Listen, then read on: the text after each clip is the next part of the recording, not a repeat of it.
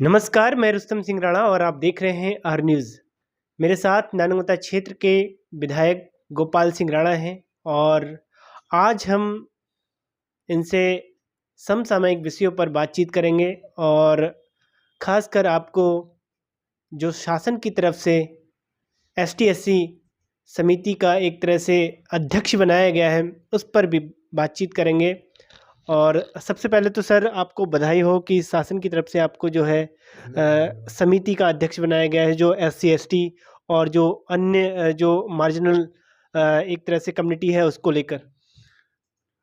देखिए, शासन से नहीं, मुझे विधानसभा ने बनाया है। विधानसभा अलग है और शासन अलग है। शासन तो सरकार का अंग है। विधानसभा एक व्यवस्थापिका है जो कानून बनाती है। तो मैं सबसे पहले तो अपने नेता प्रतिपक्ष यशपाल आर्या जी का और विधानसभा अध्यक्ष श्रीमती रितु खंडूरी जी का बहुत बहुत आभार व्यक्त करता हूँ और धन्यवाद भी देना चाहता हूँ कि उन्होंने मुझे अनुसूचित जाति, जनजाति, विमुक्त जाति जो एक बहुत ही पावरफुल कमेटी होती विधानसभा की, उस कमेटी का मुझे चेयरमैन बनाया गया है। मैं उनको धन्यवाद देना चाहता हूँ। इसमें बहुत ज़्यादा सारे काम हैं, चाहे वो केंद्र की योजनाएं हों, चाहे वो राज्य की योजनाएं हों, विकास से संबंधित हो, उसका सारा अनुसरण समीक्षा करने का राइट इस कमेटी को है। स्टेट में भी जो विकास कार्य हो रहे हैं, चाहे रोड से संबंधित हो, जो भी अनुसूचित जाति जनजाति क्षेत्र में या विमुक्त जाति क्षेत्र में जो भी स्टेट प्लान या ट्राइबल सब प्लान या स्पेशल कंपोनेंट प्लान या और भी जो जनजाति क्षेत्र में जो काम होते हैं, उनकी सबकी निगरानी करना और सबकी समीक्षा करना इस समिति का दायित्व होता है। सर, ये बड़ी विडंबना है कि एक तरफ आपको जो है समिति का अध्यक्ष बनाया जाता है, दूसरी तरफ हमारा समाज जो एक तरह से एसटी समाज है और उसके ऊपर जो एक तरह से विपदा आन पड़ी है कि एफआईआर जो इतना बड़ा आंदोलन हुआ, जन आंदोलन हुआ, चाहे वो खटीमा में एक किताब को लेकर या फिर चाहे वो सितारगंज में, तो उसको लेकर अभी तक जो है एफआईआर दर्ज नहीं करा पाए हैं। और ये देखिए कि सितारगंज की जो रैली निकली थी, जो आंदोलन हुआ था, उसमें स्वयं आप थे, उसके बावजूद भी कहीं सुनवाई नहीं हुई। इसको लेकर आप क्या कहेंगे? देखिए, मेरा कहना है जो टिप्पणी अजय रावत जी ने की है थारू जनजाति के संबंध में, वो बहुत ही अभद्र टिप्पणी, निंदनीय है। ऐसा नहीं लिखना चाहिए। तो प्रमाणिक तौर पे अगर नहीं सिद्ध हो जाता है, तब तक कोई भी हो, चाहे अजय रावत हो, कोई भी हो, इस तरह की टिप्पणी नहीं करनी चाहिए। मैं समझता हूँ कि हमारे थारू जनजाति के लोग कहीं भी चमार से या जो शब्द उनके लिए यूज किया गया वो कतई गलत है। ऐसा मेरे देखने में मजबूत जो है, क्योंकि हमारे यहाँ जो पुरोहित लोग हैं, वो भी हमारे सदियों से हमारे यहाँ पूजा पाठ करते हैं। नहीं तो अगर मान लीजिए हम चमार से होते हैं या हमारा जो परिवार है या हमारा जो वंश है, तो जो ब्राह्मण लोग हैं, पुरोहित जहाँ पांडे हैं, बड़े बड़े जो पुरोहित हैं, जो उच्च कोटि के पंडित ब्राह्मण होते हैं, जोशी हुए, भट्ट हुए या पंत हुए, ये लोग हमारे यहाँ पर जो है अपना कथा वाचक बनते हैं, उन कथा करते हैं, पूजा पाठ करते हैं और आपस में उठना बैठना संबंध रहता है। तो अगर इस तरह की बात होती है तो मेरे सामने जैसे कि हमारे जो दलित लोग हैं, उनके यहाँ ये लोग पथ पाठ का पूजा कथा नहीं करते। सदियों से ये चलता आ रहा है सिस्टम। तो ये कहना गलत है कि थारू जो है चमार से उत्पन्न हुए या उनसे कोई संबंध रखते हैं, ये कहना गलत है। मैं समझता हूँ कि हमारे नौजवानों में काफ़ी आक्रोश है, हमारे बुद्धिजीवी लोगों में, हमारे तमाम सीनियर लोगों में, जो वरिष्ठ लोग हमारे, काफ़ी आक्रोश है। इस आंदोलन में आप स्वयं रहेंगे? बिल्कुल, मैं भी साथ में रहूँगा, क्योंकि मैं भी थारू जनजाति से संबंधित हूँ। इसलिए ये मेरा कर्तव्य बनता है अपने भाइयों के साथ रहूँ। सर, मैं थोड़ा एक टेक्निकल चीज़ भी जानना चाहता हूँ। आखिर ये एफआईआर दर्ज क्यों नहीं हो रही है? सवाल ये है सर, क्योंकि कई हमारे जो हमारी वीडियो को देख रहे हैं, वो लोग तमाम तरह के ये कमेंट कर रहे हैं, पूछ रहे हैं कि आखिर ऐसा क्या कारण है कि एफआईआर इनमें कौन लोग इन्वॉल्व हैं कि जो पुलिस प्रशासन है एफआईआर लिखने को राज़ी नहीं है? देखिए, कहीं न कहीं मुझे लगता है तो पार्टी विशेष या सरकार से कहीं उसका कहीं संबंध होगा। हमारे अजय रावत जी का हो सकता है कहीं से दबाव पड़ रहा हो। लेकिन मैं कहना चाहता हूँ ये बिल्कुल एफआईआर लिखने लायक है। ये एक शब्द मान लीजिए किसी को अगर अभद्र भाषा, ऐसे एक्ट क्या के लिए बना है?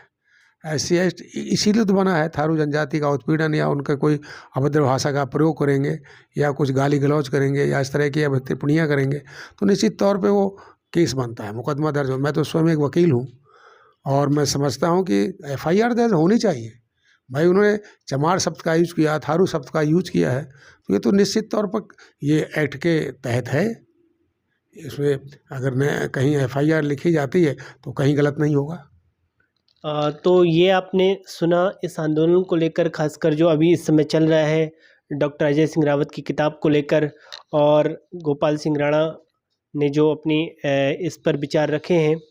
और ऐसे ही तमाम लोग जो इस आंदोलन से जुड़े हुए हैं उनको एक तरह से कहीं पर भी जो सुनवाई नहीं हो रही है, तो अब ये भी कहा जा रहा है कि एक उग्र आंदोलन की तैयारी जो फेसबुक में चल रहा है, तमाम नेता जो हैं, तमाम संगठन के पदाधिकारी हैं, वो इस तरह की चीज़ें लिख रहे हैं कि अगर हमारी मांगें पूरी नहीं होती हैं या फिर हमारी जो एक तरह से सुनवाई नहीं होती है, उसको लेकर एक उग्र आंदोलन की आवश्यकता है। अभी फेसबुक के माध्यम से हमने आपको देखा कि आप नानवता जो सरकारी अस्पताल में आप औचक निरीक्षण करने गए और वहाँ पर कुछ कमियाँ आपने पाई, तो उसको लेकर आप क्या कहेंगे? साथ ही जब आप क्षेत्र में जा रहे हैं तो तब और क्या-क्या कमियाँ आपको दिखाई दे रही हैं जिन पर आपको काम करने की आवश्यकता है?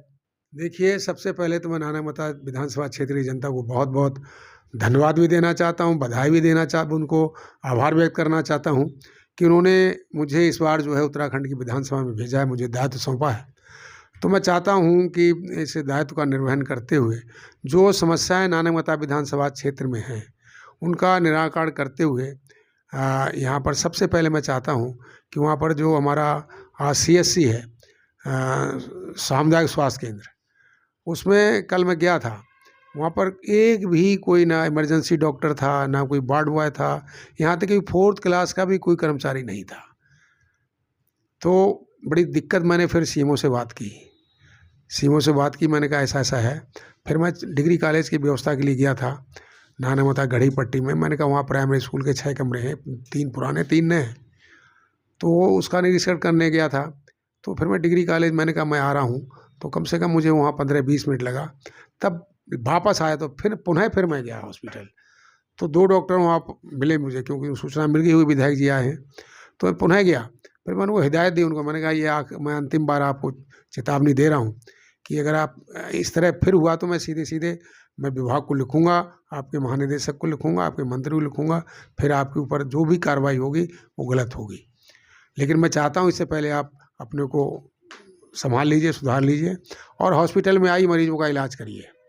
क्योंकि मेरा एक सपना है कि हम नानामाताओं को एक अच्छा हॉस्पिटल दें, डॉक्टर दें। तो मेरा आग्रह मैंने लगा पड़ा हूँ माननीय मंत्री जी से, माननीय महानिदेशक जी से, हमारे जो महानिदेशक हैं उनसे भी आग्रह किया है। मैंने कम से कम 10-15 डॉक्टर यहाँ होने चाहिए, अधीक्षक होना चाहिए, फार्मासिस्ट होने चाहिए, सारा स्टाफ होना चाहिए। तो मैं चाहता हूँ कि नानामाता एक अच्छा हॉस्पिटल बने और जनता का जो गरीब लोग हैं उनका इलाज हो सके। इसलिए मैं चाहता हूँ, मैं इसीलिए गया था कि डिग्री कॉलेज उसमें टीआरसी के उसमें चल रहा है, वहाँ कमरे नहीं हैं, बड़ी दिक्कत है। हमारे पूर्व विधायक जी ने जो कमरे बनाए हैं टीन सेट, उसमें टीन की दीवारें, टीन की छत है, उसमें बच्चे नहीं बैठ पा रहे हैं। तो मैंने आग्रह किया उनसे, प्रिंसिपल साहब से, मैंने कहा आप जो है गढ़ी पट्टी जो है वहाँ पर जाइए, वहाँ 6 कमरे, 3 कमरे जो पुराने उनको मैं सही करवा दूँगा और उसमें जो भी है 5-10 लाख रुपया जो भी लगेगा मैं विधायक निधि से खर्च करके उसको बैठने लायक बना दूँगा।